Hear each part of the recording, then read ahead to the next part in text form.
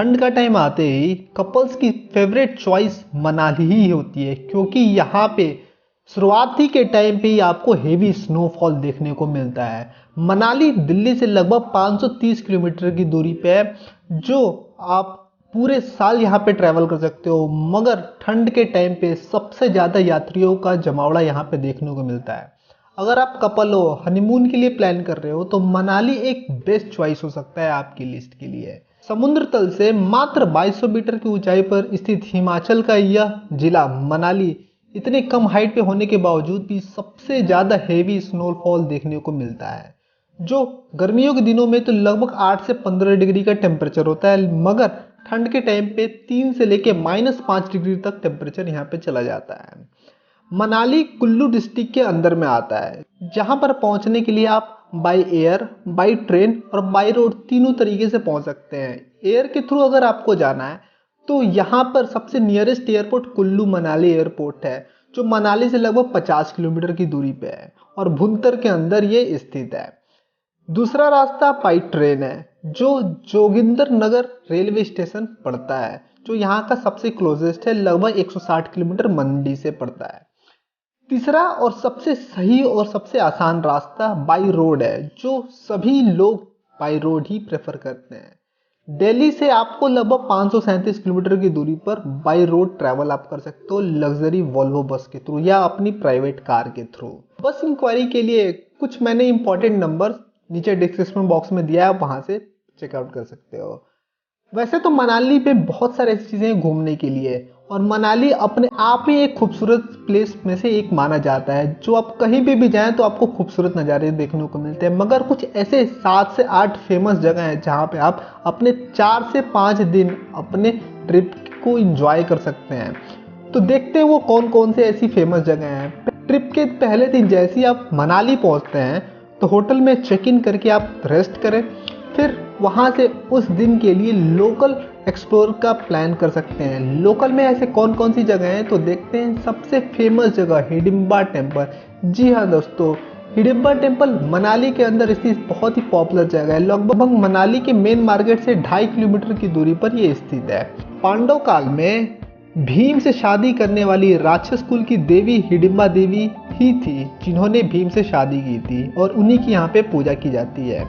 यहाँ पे आप घूमने के बाद से आप दूसरा प्लान वशिष्ठ टेम्पल का कर सकते हैं। वशिष्ठ टेम्पल जिसके अंदर एक आपको सल्फर वाटर का हॉट स्प्रिंग बाथ भी मिल जाता है, जहाँ पे आप अपने लिए वहाँ पे स्नान भी कर सकते हैं। तो अगला आप लोकल में प्लान कर सकते हैं वो आपका मनु टेम्पल।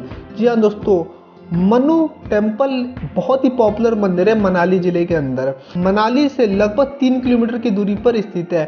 हालांकि ये मेन मार्केट से होते हुए जाता है, तो आपको काफ़ी कंजेशन की दिक्कत हो सकती है, ट्रैफिक का दिक्कत हो सकता है, तो आप यहाँ पे सुबह या शाम के टाइम प्लान कर सकते हैं।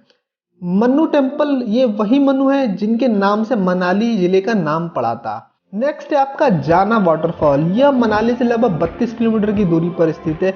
जाना वाटरफॉल बहुत ही खूबसूरत ऐसा वाटरफॉल है, जहाँ पे आप जाके कुछ दिन के कुछ खूबसूरत लम्हे आप वहाँ पे बिता सकते हैं। जाना वाटर जाने के लिए आपको सुबह 6 से शाम के 6 बजे तक आप यहाँ पे आराम से पहुँच सकते हैं।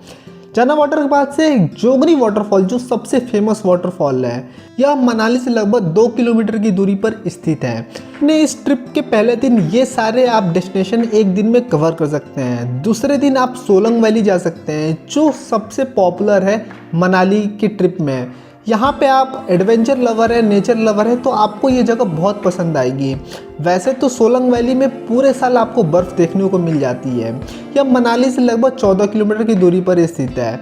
सोलंग वैली के अंदर आप बहुत सारे ऐसे एक्टिविटीज़ कर सकते हैं, जैसे paragliding, snow trekking, snow boarding, camping, horse riding, snow scooter riding, zorbing, quad biking and skiing जैसे एडवेंचरस एक्टिविटी यहाँ पे कर सकते हैं, जिनके रेट लगभग 300 रुपये से लेके 1000 से 1500 रुपये तक होते हैं। ये आपके बार्गेनिंग के ऊपर भी डिपेंड करता है, क्योंकि ये सीजन वाइज कभी ज़्यादा लेते हैं, कभी कम लेते हैं। सोलंग वैली में पूरे दिन आप ये एक्टिविटी करके आप बिल्कुल थक जाएंगे और आपको वापस से अपने होटल में जाके रेस्ट करना पड़ेगा। और नेक्स्ट दिन आप वहाँ से रोहतांग पास का प्लान कर सकते हैं। रोहतांग पास भी बहुत ही पॉपुलर जगह है एडवेंचरस एक्टिविटीज़ के लिए। अगर आपने कुछ एक्टिविटीज़ वहाँ मिस कर दी हो सोलंग वैली में, तो आप रोहतांग पास में वो सारी एक्टिविटीज़ कर सकते हैं। रोहतांग पास होते हुए ही लेह लद्दाख का रास्ता जाता है और हाल ही में वहाँ पे अटल टनल भी खुला है, जहाँ पे आप जाके वहाँ का नज़ारा भी देख सकते हैं। रोहतांग पास में मोस्टली पैराग्लाइडिंग और स्कीइंग एक्टिविटी कराई जाती है और यहाँ पे पूरे साल आपको बर्फ़ की मोटी चादर देखने को मिलती है। यह लगभग मनाली से 51 किलोमीटर की दूरी पर स्थित है।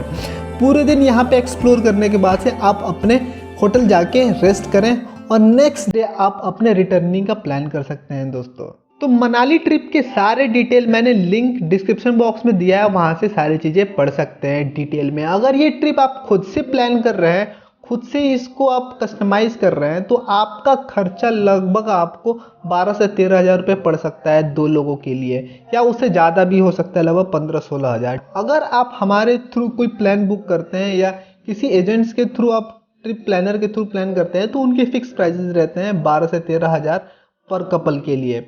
डिपेंड करता है कि आप उनके अंदर भी कौन सा होटल लेते हैं, मगर एक अच्छा पैकेज आपको लगभग 13 हज़ार तक या 14 हज़ार तक आपको मिल जाता है 2 लोगों के लिए 4 से 5 दिन का।